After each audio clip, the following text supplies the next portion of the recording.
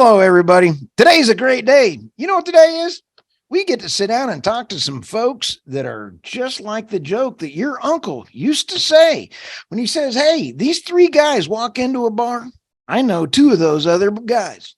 We got them here today. My name's Stu Turley, President and CEO of the Sandstone Group, and I'm just one of those podcasters. I got the Energy Newsbeat podcast, and first around the corner, we have the RT. RT is an executive over there at Pecos Operating. He's the podcast host for the Crude Truth. Welcome, RT. How the hey are you? Oh, I am doing great. Recording from West Texas this morning. So an undisclosed location in West we Texas. can say that, yes, an undisclosed West Texas location. Thank you to everybody out there listening, no matter what time of day it is. Be sure to like and subscribe and leave us 5-star reviews on our podcast stuff. Oh, absolutely. And this is now available on all really cool places that you listen to your podcasts. Mr. David Blackmon. He's one of my most favorite habits for the day. I'm a hard habit to break, Stu. Oh, you are. And he's a Forbes contributing author. He has got the Substack. He's got the Texas legislature thing in Substack. But most importantly, it's the Energy Absurdity of the day that you get to go ahead and subscribe, like, and everything else. And he's the podcast host for the Energy Question, as also the Energy Transition weekly edition. Welcome. That's right. That's right. We have fun with that one, man. Oh, it's a hoot. Too much going on. All three of the podcasts are going off like you wouldn't believe. We'd like to give a shout out to everybody, but let's get started on the show today. We got a couple really big ones rolling around the line here. And speaking of being addicted to something funny, I need all the help I can get, David. I got tickled when I read your Energy Absurdity of the Day on your Substack. And the title is, I'm going to read this and I want your opinion because it's nice hearing it from you. Wednesday's Energy Absurdity. LA Times writer cries out for her very own Energy Absurdity designation and gets it. Okay, that you had me on that one. And then the next quote, I'm just going to read a couple quotes here, David, and then I'm going to turn it over to you and RT. Sometimes it's almost as if these absurdities literally write themselves. It's the case that Tuesday when I read an op-ed recently published by the LA Times, I'm ready to trade in my electric car. And here's why. Man, that's some real energy absurdity bait right there. But wait. Not only it gets better, take a gander at the 10th paragraph in the story. I could fill up a book. This is the author.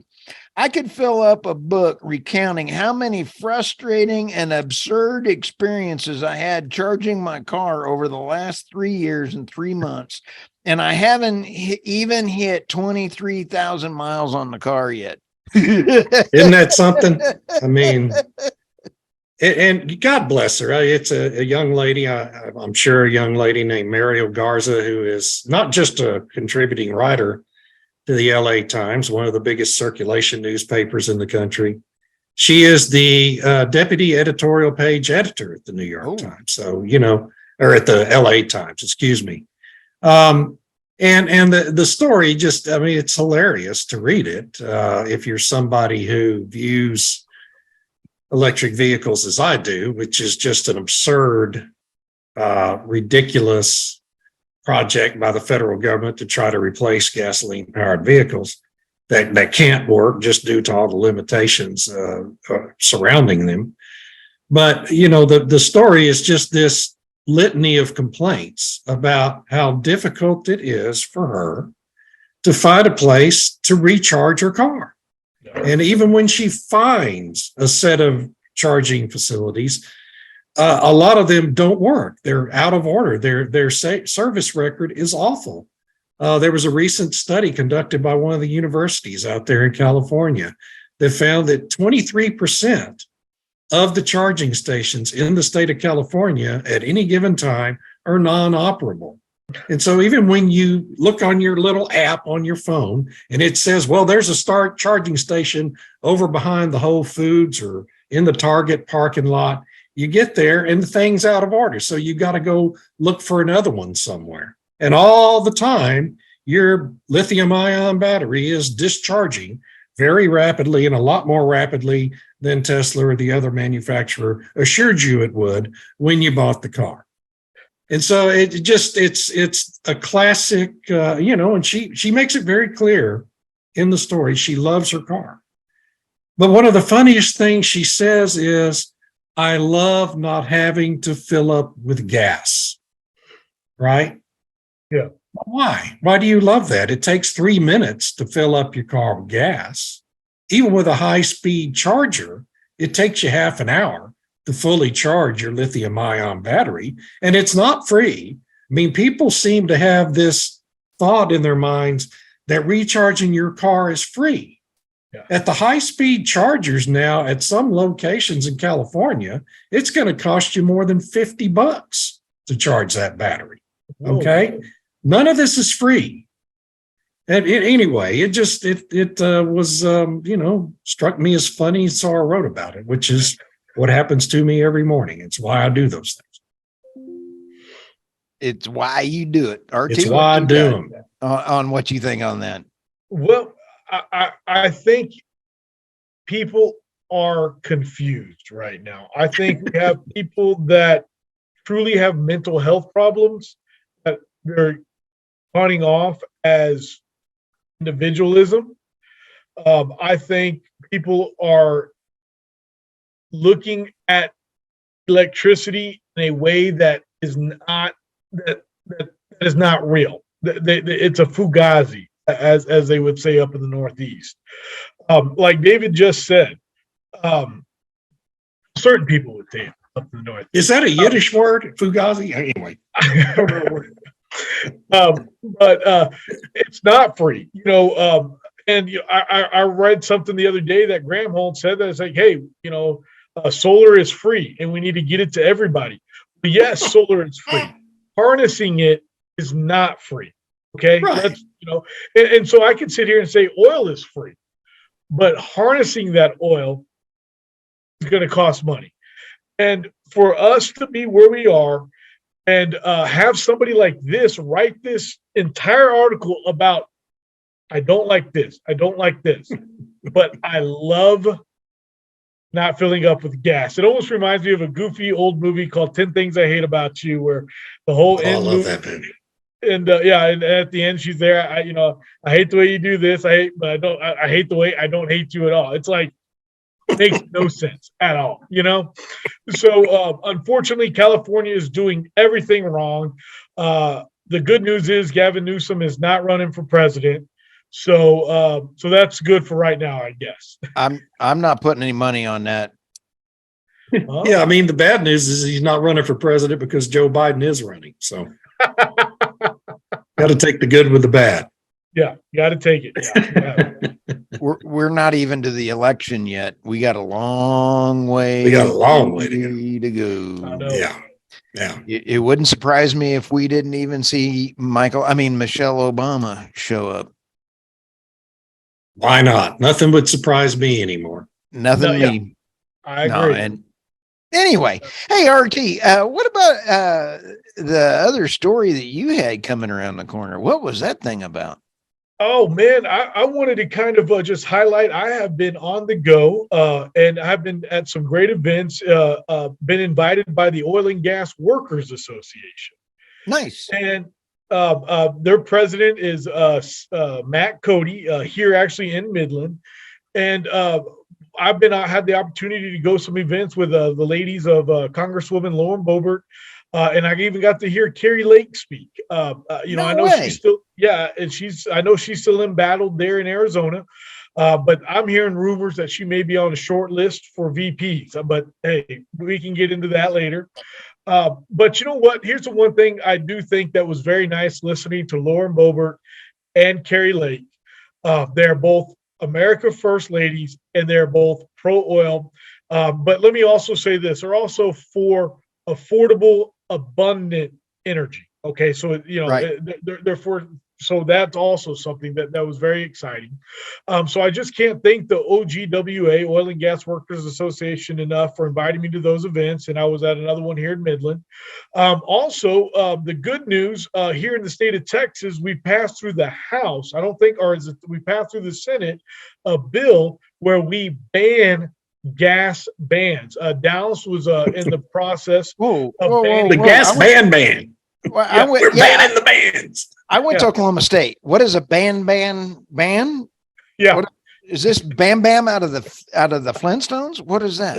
So, basically, they've now done the same thing like they did with fracking a few years back in Denton when Denton City outlawed fracking.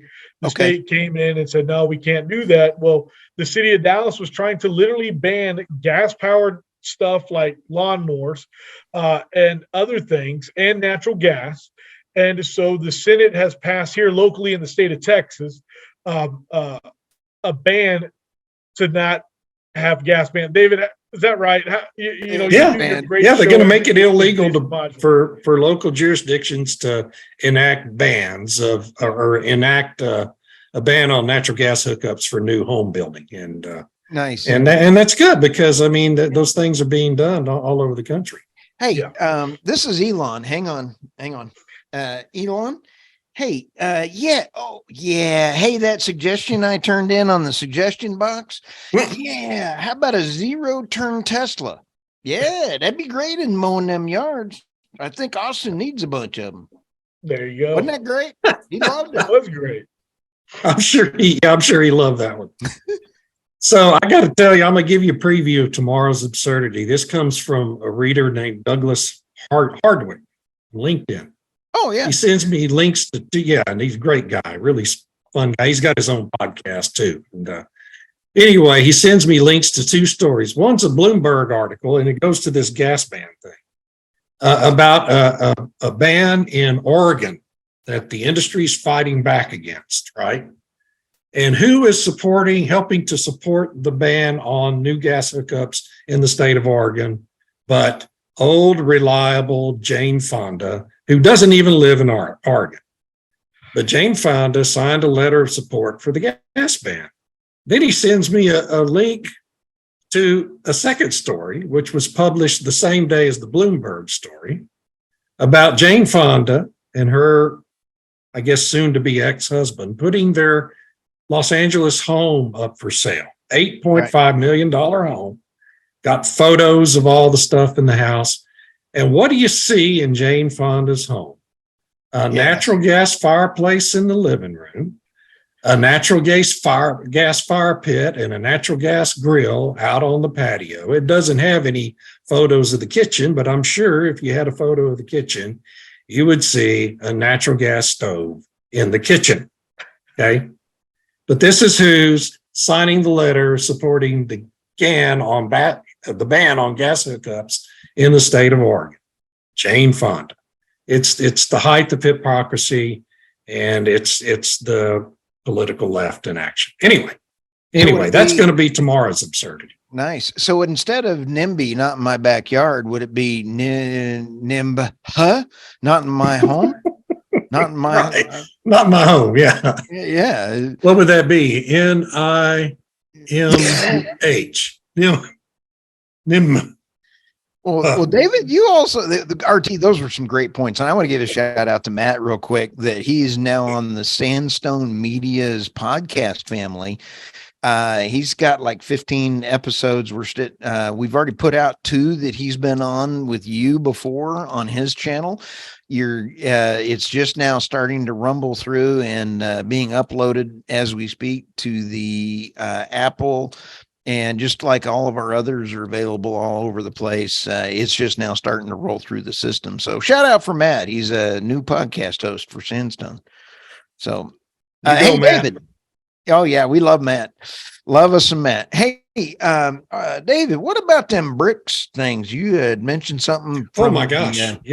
Times of India reporting today, and today we're recording on April 26th, that BRICS, the BRICS alliance, which currently consists of Brazil, Russia, India, China, and South Africa, has now received applications to join from no fewer than 19 different countries, including Saudi Arabia, including Iran, including Argentina, and Kazakhstan, and I'm drawn. Egypt has applied to join. All these big economies from around the world now seeking to join the BRICS alliance, which is already, by the way, just the 5 countries that are in it now currently have a bigger gross domestic product collectively than the G7, which consists of the United States, Japan, France, Italy, Germany, and the United Kingdom, in addition to the rest of the European Union. And so this alliance is about to become the most powerful economic and international trading force on the planet. And that's going to happen later this year when they meet in August or in September. And just including Saudi Arabia in that alliance would give it geopolitical leverage where energy is concerned. Would be unparalleled in world history. So you think our country is facing challenges domestically, just wait until you have 25 members in the BRICS alliance instead of 5. It's going to be a tough deal to contend with. David, I've got to ask this question, and how can we stop it? What can we do? Is there something we can do? Well, this is all happening. I guess I should add that this is all happening because of the Biden administration's overt efforts to destroy our country's longtime 75-year relationship with the Kingdom of Saudi Arabia. Okay. That's why this is happening. And these other countries see Saudi Arabia about to join BRICS and add Saudi Arabia's oil production to Russia's oil production. And China's buying power, and India's buying power, and South Africa's buying power. And now they see Saudi Arabia about to jump into that deal. And they're all like, oh, well, gosh, we need to be a part of this too, because our country's biggest customers are those countries.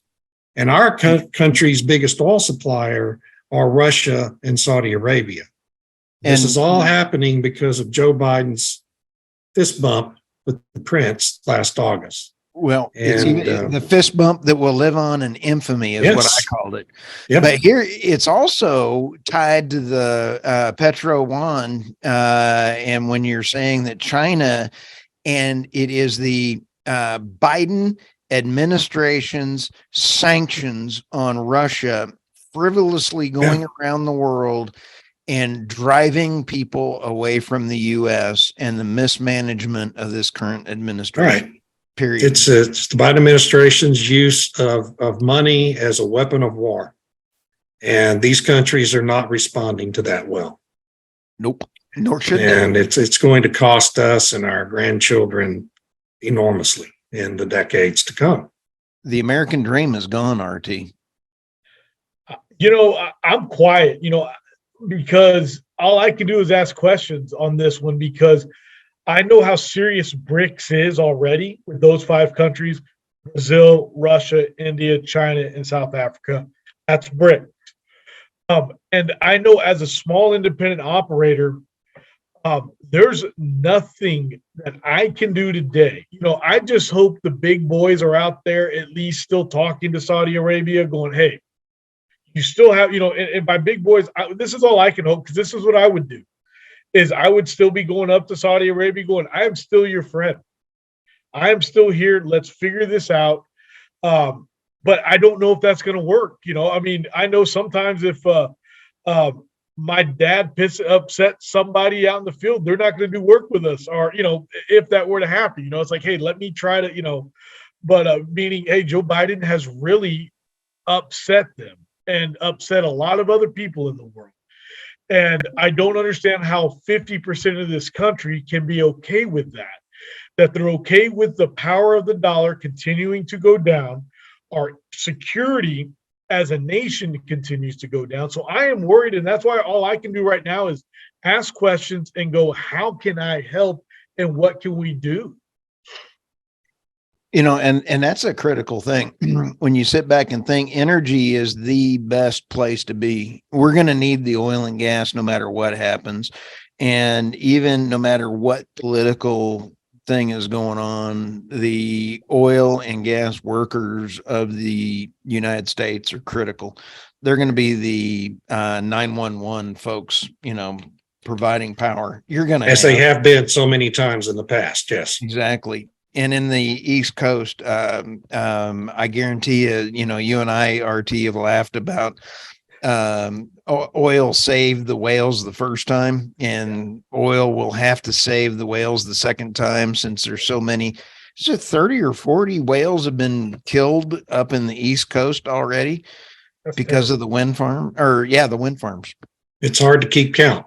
It's hard. I mean, it's like there's a new story every week. I want to thank all our listeners for listening.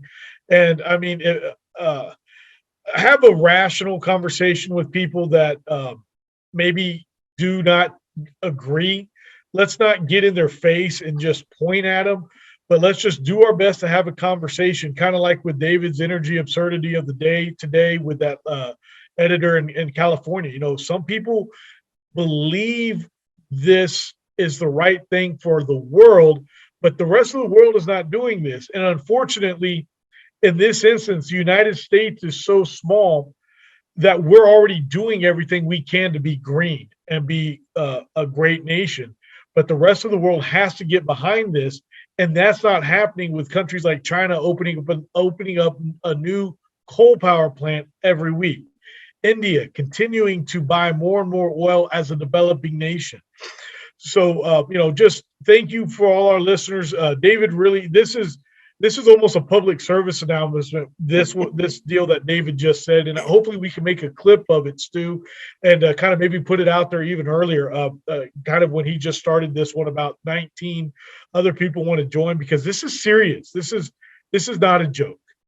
And because if this happens, we are headed down a path that we can't win without, unfortunately, we only got about 3 more minutes. Outstanding points. I didn't mean to interrupt, but there was another article that just came out a little while ago that said that China had bought more gold in the last several years than any other time, and the only way to get off of the world's standard for the US dollar is gold back.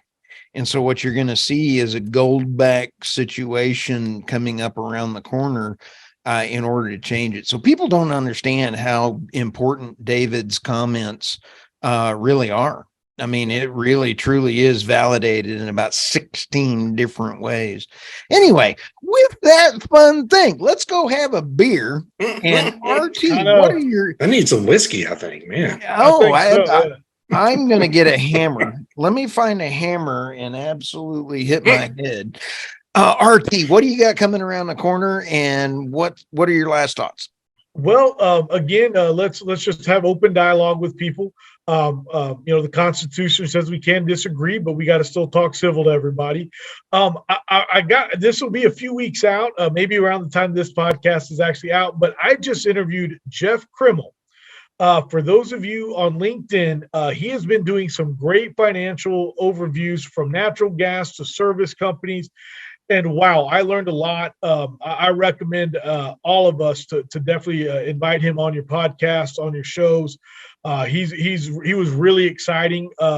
Also, I'll do another teaser. As long as schedules continue, tomorrow I'm interviewing Christy Craddock, awesome. Another one of the railroad commissioners. We're going to talk about how she's defending us from the Biden administration and everything that she's done with the software of the Railroad Commission to really get us into the 21st century. Do you have that scheduled with your producer? Is that on our producer schedule? Oh, that one. Yeah, I've got that one covered. Okay. Yes. Fantastic, man. Give her my regards. She's done fantastic work as a commissioner, and so is Jim Wright, and they're just all doing a great job. Wayne Christian, of course, And people don't appreciate enough the sacrifices these statewide officials have to make to serve in those offices for not a lot of pay.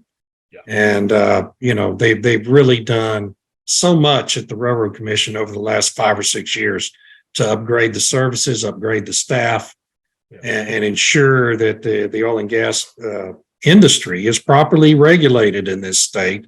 It's a regulated industry and it needs to be, and it's something we don't talk about enough. And we should all really appreciate the job they're doing there.